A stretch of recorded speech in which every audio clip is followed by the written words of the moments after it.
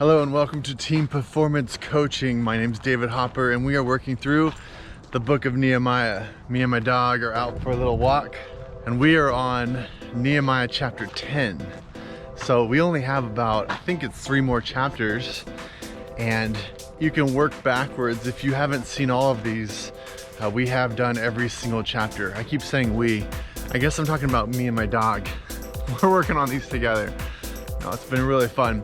So in chapter 8, I jotted down some notes. The wall had been built, but they had begun to start the people building. Most people think Nehemiah, this book, is all about a wall and how great a leader Nehemiah is at building a wall. But the truth is, this book, Nehemiah, is about people. It is from the beginning to the very end. It's all about people building.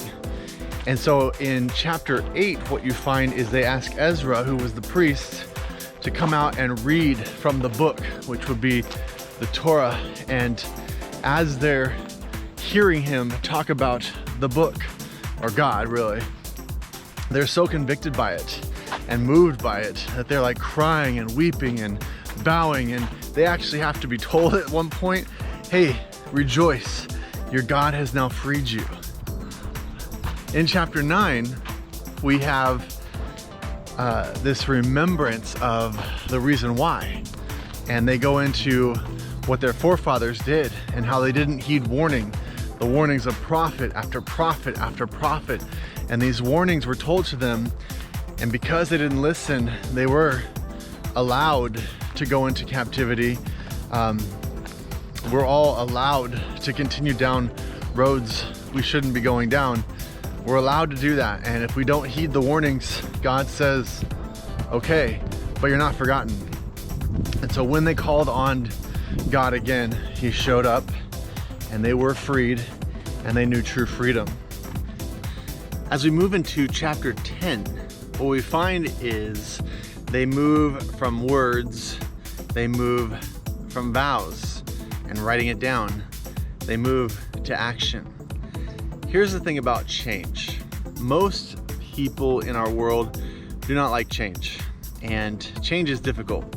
And you could say a lot with words, you could say a lot with your writing and even making vows, but true change happens when we change our actions. Actions are the driver for real change in our life.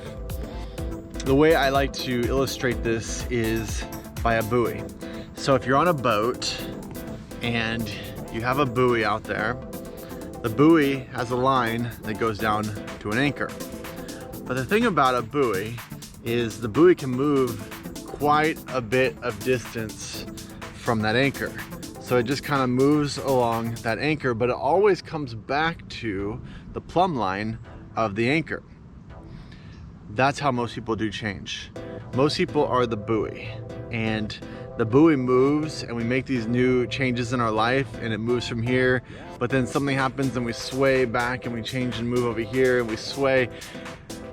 Real change is when you go down and you lift the anchor off the ground and you move the anchor to the new position, whatever that new position is, and you drop the anchor. The buoy will still move around that new position, but you have adjusted your life. You've adjusted the change that you want to make by moving the anchor, not the buoy.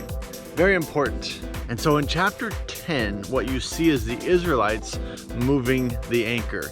These are the changes we're going to make in order that all the words that we said in chapter 8 and all of the vows that we made in chapter 9, that all those things will become reality because we're in our actions moving anchors in our life so that true change happens with God. We'll jump in at verse number 29, because a lot of the beginning of chapter 10, like much of this book, is a bunch of names listed. And names are important. You can go back and listen of us talking about names, but I don't want to read off a bunch of names. So verse 29. All these now join their fellow Israelites, the nobles, and bind themselves with a curse. Now all of these is because they listed a bunch of names and then a bunch of people and even different people groups in the verses before. A curse and an oath to follow the law of God given through Moses the servant of God, and to obey carefully all the commands, regulations, and decrees of the Lord our Lord. So they've been studying, they've been confessing, they've been committing. Now it's time for action. As I continue to read, let's make it about us. What is it that we need to move or change in our life? Change is not easy, change is not fun, but change is important when it comes to God. And so we can say things, we can write things down, but what are the actions we're going to begin to change in our life to create a relationship that goes deep with Him? What anchors do you need to move in your life? Here's what the Israelites changed. Verse 30. We promise not to give our daughters in marriage to the peoples around us or take their daughters for our sons. When the neighboring peoples bring merchandise or grain to sell on the Sabbath, we'll not buy it on the Sabbath. So they're making Sabbath a holy day. Every 7th year, we'll forego working the land and cancel all debts, which goes back to a law, a very important law for the Israelite people that they had stopped doing. We assume the responsibility for carrying out the commands. Sorry, my dog is being very weird behind this camera right now. We assume the responsibility for carrying out the commands to give 1/3 of a shekel each year for the service. That's what's going on. That's what I'm trying to ignore. We assume the responsibility for carrying out the commands to give 1/3 of a shekel each year for the service of the house of our God, for the bread set on the table, for the regular grain offerings and the burnt offerings, and on, offering. In fact, it goes on for so long about basically we're going to start giving the way that you told us that we're supposed to be giving. And so they shifted in their homes, in their workplace, they shifted their actions to say, we are now going to do the things that you told us to do from the very beginning. It goes on down to, let's jump to verse 35. We also assume responsibility for bringing to the house of the Lord each year the first fruits of our crops and of every fruit tree. As it is written in the law, we will bring the firstborn of our sons and of our cattle and of our herds and our flocks to the house of our God, to the priests ministering there. So all the laws that they had been taught, had been shown, had been basically from the very beginning, things that were put there to make sure that they stay strong in God. They say now they're going to put into action to make sure that we do not fall out of those things again. In chapter 9, they talk about what their forefathers did and how because they didn't heed the warnings of the prophets, they were taken to captivity. In chapter 10, they're saying these are the actions we are going to do now in order that we do not fall into captivity again, or basically fall out of relationship with God ever again. Now, do they stick to that? No, we still have some back and forth that happens after this, and we'll discuss it in the next chapters. But for this chapter, what is that change that you need to make? What is that anchor that you need to move?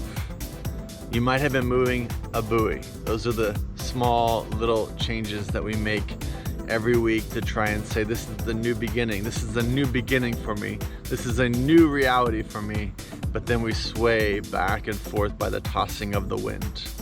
When the truth is we have to go down, get the anchor off the ground, make the big move in our life to say, God, in my actions, I'm going to put you first. So that is the basics for chapter 10. This is a little bit shorter, I know, but gets to the point of what chapter 10 is all about. We move from words, we move from writing and vows to actual actions that will make change in our lives. So thanks for watching. This is Team Performance Coaching, which is all about building great leaders. And Nehemiah is a great book about building great leaders. Move the anchors, not just the buoys. Team Performance Coaching, it's all about building great leaders. And Nehemiah is a great book about building great leaders and how to really make change that goes beyond words, goes beyond vows, it goes into our actions. Will we move the anchors in our life for real change and to follow God and to follow His plan? Now, if you'd like to partner with Team Performance Coaching, go to teamperformancecoaching.info to learn more. You can email me directly. We'd love to partner with you, your church, your nonprofit, your charity, to build great leaders through coaching, strategic planning, vision casting. We just do a lot of stuff like that. So hope to talk to you soon, and we'll see you next time.